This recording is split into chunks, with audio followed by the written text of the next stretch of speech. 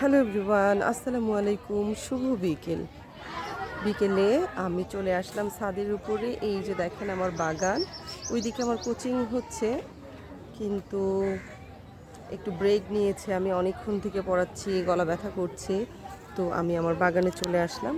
তো বাগানে এসে একটু মনটা আমার খুবই খুশি। আপনাদের সঙ্গে একটা সুন্দর জিনিস শেয়ার করব। সেটা হচ্ছে আমার এই যে সিম গাছ আছে, এই সিম গাছে 12 মাস ফুল এবং ফল হতেই থাকে। এবং এই কয়েকটা দিনে দেখেন কি সুন্দর ফুল এসেছে, দেখতে পেয়েছেন কি চমৎকার দেখাচ্ছে এই যে সিম গাছগুলো। এই যে দেখেন, এই সিম গাছের একটা সুন্দর বৈশিষ্ট্য হচ্ছে যে একেবারে গোড়া থেকে ফুল আসে। এই যে এই যে দেখেন, এই যে এর বিচিগুলোও আছে, বিচি হয়েছে। আর এই গাছটা আমি গত বছরের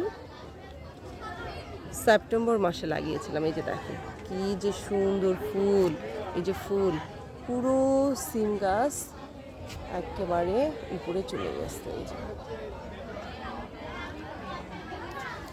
বুঝতে পেরেছেন। আর এই যে বরবটি গাছে বরবটি হতেই আছে, হতেই আছে, হতেই আছে। এই যে বরবটি, আর প্রতিদিনই ছাদের উপরে উঠে টাটকা বরবটি আমরা খাই, আমার হাজবেন্ড খায়, আমি খাই, আর ভালো লাগে খুবই। তো এই পাশে গাছে কয়েকটা বরবটি আছে, যে দেখি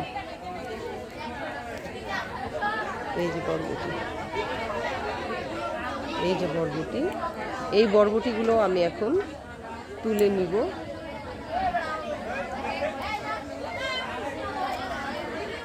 এই যে বরবটি, সুন্দর বরবটি।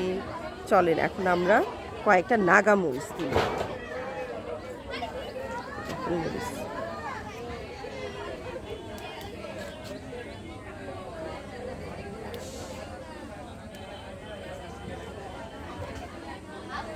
এই যে মরিচ, আর এই যে এই পাশে হচ্ছে নাগা মরিচ, দেখতে পাচ্ছেন?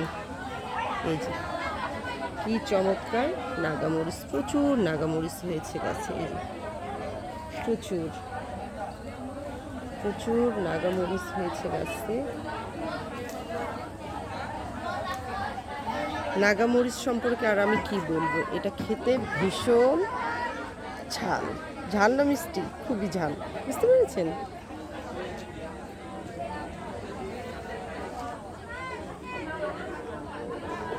আমার ছাদ বাগানে কিন্তু পাহাড়ি মরিচের গাছও আছে। এই যে দেখেন পাহাড়ি মরিচের গাছ, এগুলোতে কিন্তু দারুণ সাদা সাদা মরিচ, এই যে সুন্দর। তো এভরিওয়ান, ভালো থাকবেন, সুস্থ থাকবেন, দেখা হবে নতুন কোনো ভিডিওতে। আসসালামু আলাইকুম।